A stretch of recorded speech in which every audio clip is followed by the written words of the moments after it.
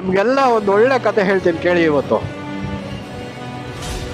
ಶ್ರೀಕೃಷ್ಣ ಪಾಂಡವರ 5 ಜನನು ಜೂಜಾಡ್ಲಿಕ್ಕೆ ಬಿಡ್ತಾನಂತೆ. ಆದ್ರೆ ಆ ಜೂಜಿಂದ ಯಾರು ನಾಶ ಆಗ್ಲಿಕ್ಕೆ ಬಿಡೋದಿಲ್ಲ, ಜೊತೆಗೆ ಇದ್ದು ಕಾಪಾಡ್ಬಿಡ್ತಾನೆ.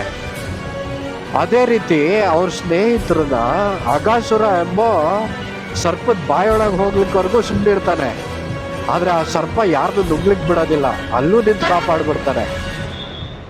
ಹಾಗೆ ದ್ರೌಪದಿನ ದುಶ್ಯಾಸನ ಸಭೆಗೆ ಎಳ್ಕೊಂಡು ಹೋಗೋವರೆಗೂ ಸುಮ್ಮನಿರ್ತಾನೆ. ಆದ್ರೆ ಆ ಸಭೆಯಲ್ಲಿ ದ್ರೌಪದಿಗೆ ವಸ್ತ್ರಾಭರಣ ಆಗೋದಕ್ಕೆ ಬಿಡೋದಿಲ್ಲ, ನಿಂತು ಕಾಪಾಡ್ಬಿಡ್ತಾನೆ.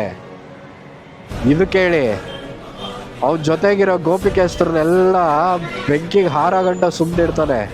ಆದರೆ ಆ ಬೆಂಕಿ ಯಾರನ್ನು ಸುಡೋದಕ್ಕೆ ಬಿಡೋದಿಲ್ಲ, ಅಲ್ಲೂ ನಿಂತು ಕಾಪಾಡ್ಬಿಡ್ತಾನೆ. ಇದರಿಂದ ನಿಮಗೆ ಅರ್ಥ ಆಗಿದ್ದೇನು ಹೇಳಿ?